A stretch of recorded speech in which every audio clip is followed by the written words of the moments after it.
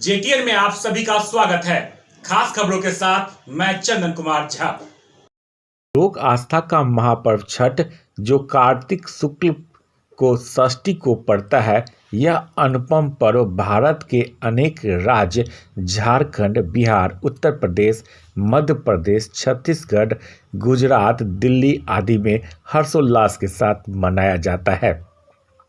इसकी Punjab, Nepal, Fiji, Mauritius, Guyana, Jamaica, Suriname आदि विदेशी प्रांतों में भी सुनाई देती है। समय के साथ छठ पर्व विश्व भर में प्रचलित होती जा रही है। भारत के बिहार राज्य के नालंदा जिले में स्थित है बड़गांव, जहां की प्राचीन व प्रसिद्ध सूर्य भगवान की मंदिर है।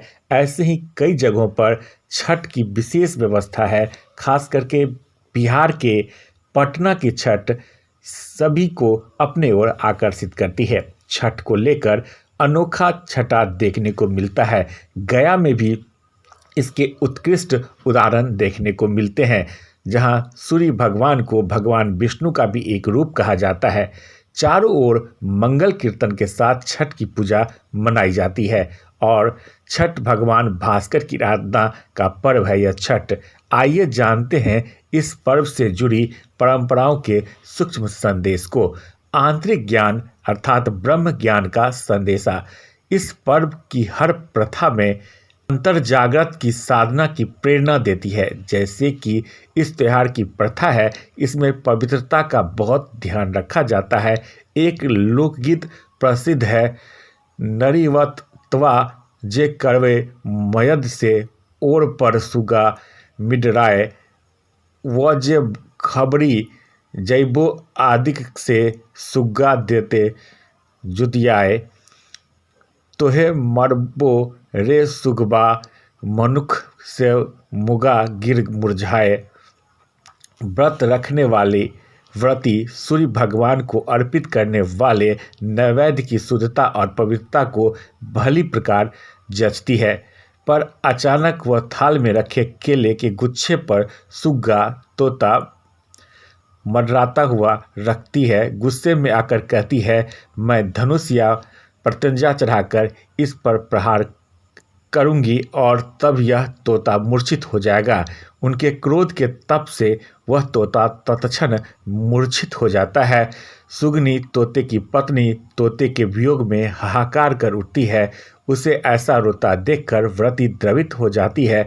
अतः सूर्य भगवान से प्रार्थना करती है कि वह तोते को पुनः स्वस्थ कर दे। विचित्र गीत में अत्यंत गूढ़ संदेश छिपा है। वास्तव में व्रती वह जीव है जो इस संसार में जीवन शयन कर रहा है। व्रती का क्रोध के आवेश में तोते की मूर्छित करना मनुष्य के विकारग्रस्त मानसिकता को दर्शाता है। सुग्गा सुगनी प्रत्येक मनुष्य इस मानसिकता से प्रभावित हुए समाज है। इस विकार की हमें नियति प्रसंग के दूसरे चरण में दिखाई देती है। व्रती सुगनी की दशा देखकर व्यथित हो उठती है। तोते के मंगल हेतु सूर्य भगवान से प्रार्थना करती है। यहाँ सूर्य प्रतीक है आत्मा के प्रकाश का। जब जीवात्मा ब्रह्म ज्ञान प्राप्त कर सूर्य रूपी आत्मा के उन्मुख होती है, तब उसके मन की भी मलिनता व तामस आत्म प्रकाश में विलीन होता जाता है। उसके भीतर प्रेम, दया, क्षमा रूपी सद्भाव प्रफुल्लित होने लगता है। उसका व्यवहार और कार्य सात्विक होते जाता है। यह पर्व तो मानव में विवेक के जागरण का भी प्रतीक है। इस पर्व के संबंध में पुराणों में एक कथा प्रचलित है। यह कथा है राजा प्रियव्रत की। राजा प्रियव्रत की कोई संतान न होने के कारण वे अत्यंत दुखी व व्यथित रहते थे। संतान विहीन से व्याकुल राजा ने महर्षि कश्यप के समक्ष प्रार्थना की। महर्षि कश्यप ने राजा व उनकी पत्नी मालिनी की विनती स्वीकार कर पुत्रेष्ठ यज्ञ का आयोजन किया। यज्ञ की समाप्ति के बाद महर्षि ने आहुति हेतु बनाई गई खीर रानी गालिनी को ग्रहण करने के लिए दिया। इस खीर के प्रभाव से राजा के घर पुत्र ने जन्म लिया, किंतु वह मृत पैदा हुआ। इससे राजा प्रियव्रत अत्यंत विचलित हो उठे। उन्होंने पुत्र वियोग में स्वयं के प्राणों को त्यागने की ठानी, परंतु विधाता को कुछ और ही इच्छा थी। राजा के समक्ष ईश्वर की मानस कन्या देवसेना प्रकट हुई। राजा ने उन्हें प्रणाम कर पूछा, हे देवी, आप कौन हैं? देवी बोली, मेरा नाम षष्ठी है, क्योंकि मैं सृष्टि की मूल प्रवृत्ति के छठे अंश से उत्पन्न हुई हूँ।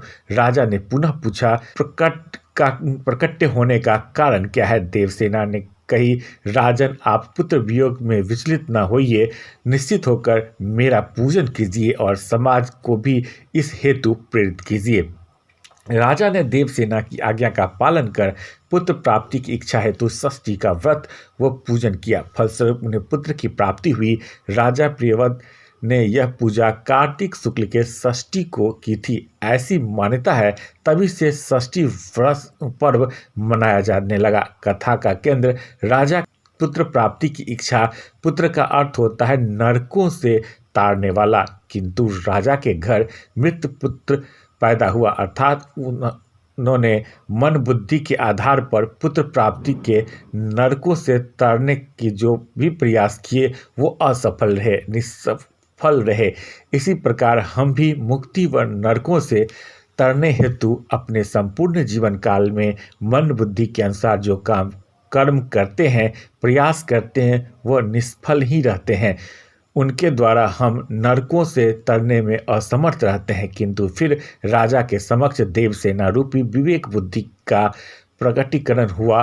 राजा ने विवेकानुसार कर्म किए तो उन्हें पुत्र रत्न की प्राप्ति हुई। उनके जीवन में नरकों से तारने वाले साधन का पदार्पण हुआ। अतः यह छठ पर्व मानव समाज को विवेक सम्मत प्रयास करने की प्रेरणा देता है।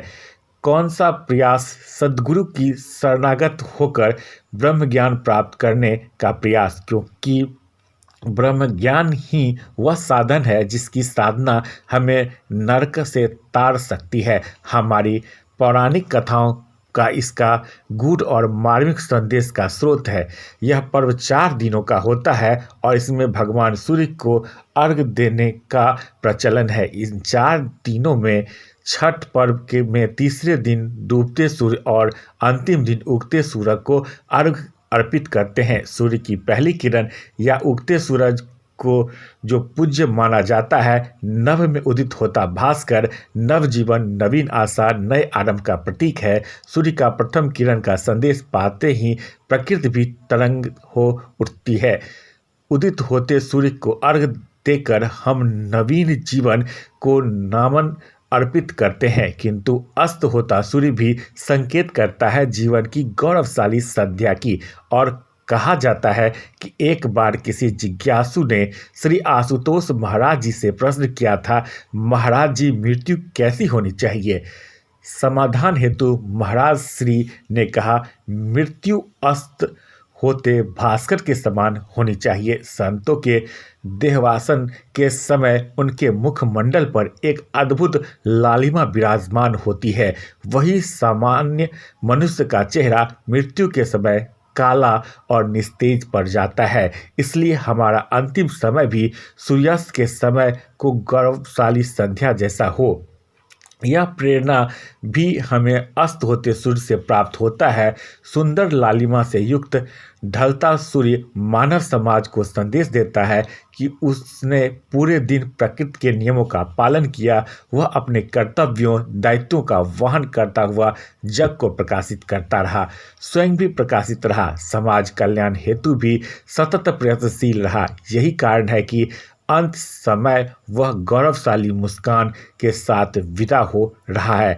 अतः हमें भी अपने जीवन में प्रकृति व ईश्वरीय नियमों का पालन करते हुए कर्तव्यों को पूर्ण करना है, ताकि हम श्रीहीन और ओजोहीन होकर न आंख मूंद करें। हमें हमारे मुखमंडल पर अंतिम समय में निस्तेज निराश न छाए, अपितु गौरवशाली संतोष की लालिमा में वह परिपूर्ण हो। हमारे ऋषियों ने ऋग्वेद 10:24 ने ईश्वर के समक्ष यह प्रार्थना की, मधुमन्ना परायणं मधुप्त पुराणम तान देव देवाय युवा मधु संस्कृतम, अर्थात सूर्य देव जिस प्रकार आपकी उदय अस्त दोनों ही मधुर होते हैं, उसी प्रकार मेरा भी इस संसार में गमन और संसार में पुनः आगमन मधुर हो। यही नहीं, यह पर्व सामूहिक चेतना के जागरण का भी प्रतीक है और उसका परिचय देता है। सभी वर्गों के लोग, छोटे बड़े अमीर गरीब, सभी प्रकार के दीवारों गिराकर एक साथ जल में खड़े होकर सूर्य को अर्घ अर्पित कर रहे हैं। अद्भुत है यह नज़ारा। पारंपरिक सहयोग और सामूहिकता का झलक देखकर रोम रोम पुलकित हो उठता है।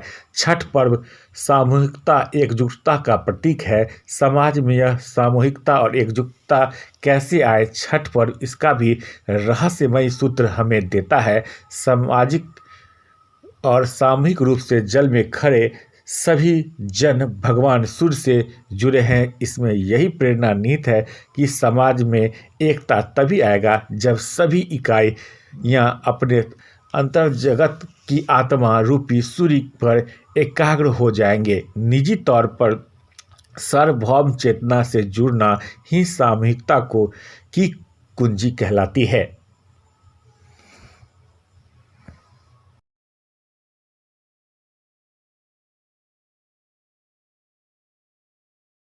Subscribe now and press the bell icon. Never miss an update.